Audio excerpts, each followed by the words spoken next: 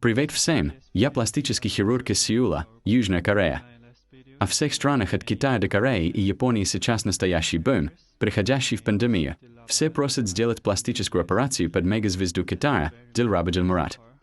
Как только я ее увидел, я сразу понял, что она одна из самых красивых женщин Китая, Азии, возможно, даже всего мира. Я бы сказал, что в ее лице идеально гармонирует западная и восточная красота. Поэтому я даже не раздумывал, сразу решил сделать про нее видео и восхититься ее красотой. Но как пластический хирург я все-таки попытался найти на ее лице хоть какие-то слабые места. И не нашел.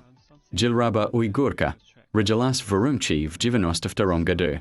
Она суперпопулярная в Китае актриса, певица и модель.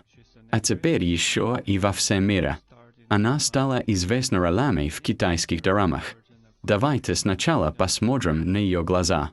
Они очень большие и длинные, без апикантуса во внутреннем уголке. Обычно идеальное соотношение длины глаз и расстояния между ними 1:1. А у Дильраба глаза гораздо длиннее, чем расстояние между ними. У нее контурные двойные веки, причем довольно высокие. Контурное двойное веко, которое идет параллельно линии ресниц, сейчас самое популярное в Китае, в Корее и Японии.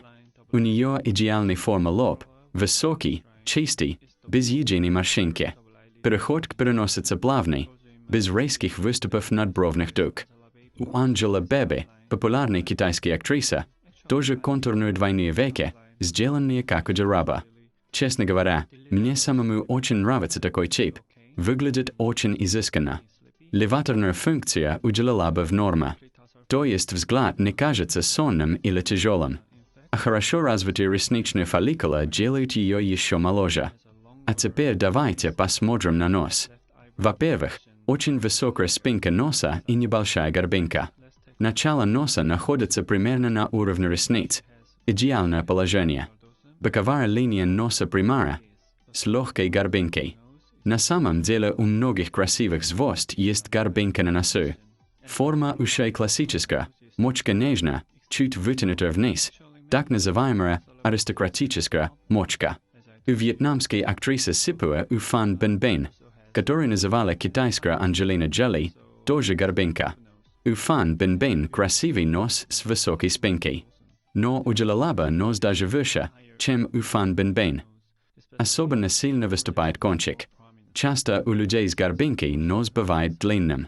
Но у Дильрабы носогубный угол больше 90 градусов, даже почти 100. Это идеально, не длинный, не короткий. Здесь тоже видно прекрасную эстетическую линию спинки носа. Нос идеально вписывается в область бровей, сужается между глаз и плавно расширяется к кончику. А как насчет губ? У нее большой рот и хорошо сбалансированные губы. Высокое положение скул, что делает лицо визуально длиннее и аристократичнее. Это классика модельного лица. Они плавно переходят в среднюю часть лица и сужаются к подбородку. Выступающий подбородок тоже выглядит очень привлекательно.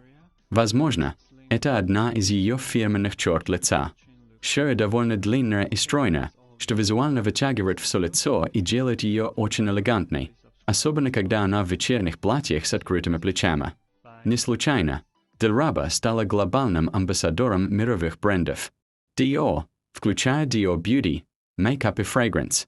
Mikamoto в Париже на Haute Couture. Fake Me. Косметика Solge Beauty. Clarins. Рекламное лицо компаний. Miu Miu. Chanel. Whisper. Smart Water. Levi's. Дильраба. Уйгурка. Одна из самых популярных мировых китайских звезд. 12 глобальных брендов – это рекорд.